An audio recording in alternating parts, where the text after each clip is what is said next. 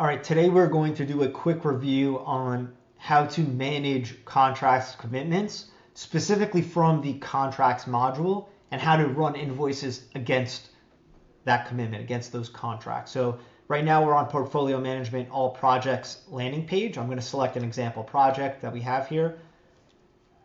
From this project overview, I'm going to drop down to accounting and contracts.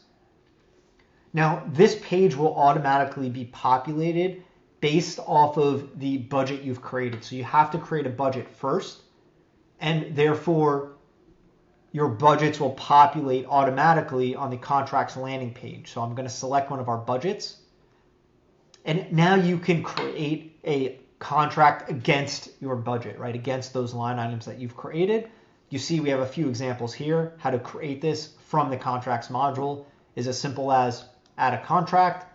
Here you can select what line items are relevant to this contract. So again, this is pulling from the budgets tool, right? So however you've structured your budget, these line items will reflect accordingly. You have the ability to select one or multiple line items, right? So flooring, tile, ceramic, etc. So an example of multiple line items within a contract. The amounts will populate automatically according to how you've structured your budget. However, you can adjust this manually as well. Add the company name, drag and drop the contract file now, or you can do so later. When you've added a contract, it'll be reflected here, as you're seeing, give you general contract amounts as well, an overview.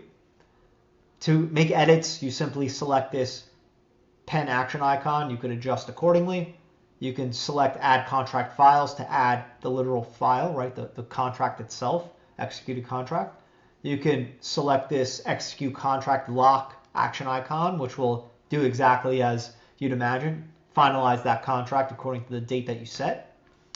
Run a change order report against this. And like I mentioned before, just a general overview.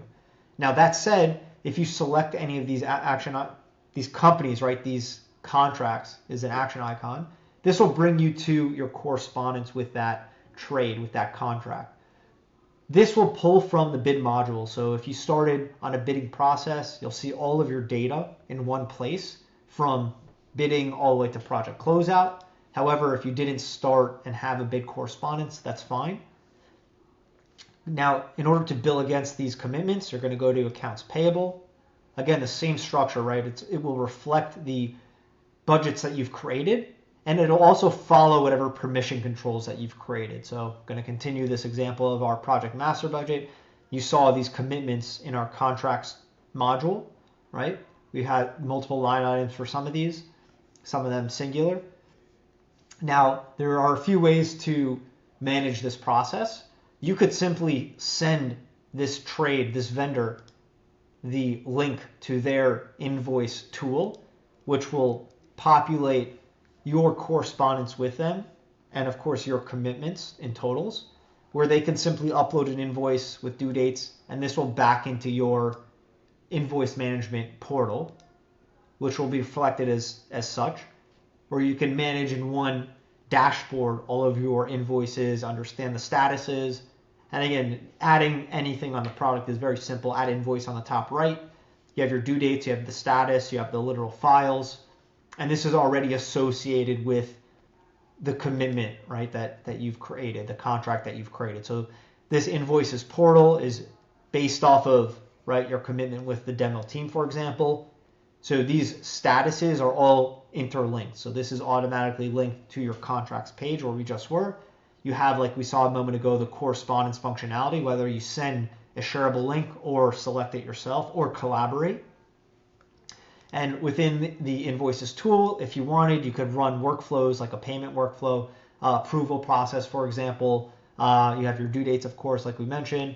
And that is a quick overview of the contracts and invoicing process. Last but not least, you could drop down to reporting. You could select contracts, run that report against any finalized budget. So that project master example that we've been running on, and you can see breakdowns against your commitments based on invoices and change orders. Thanks so much for listening. If you have any other questions, please feel free to reach out. Always happy to answer them and create new videos for you. Bye.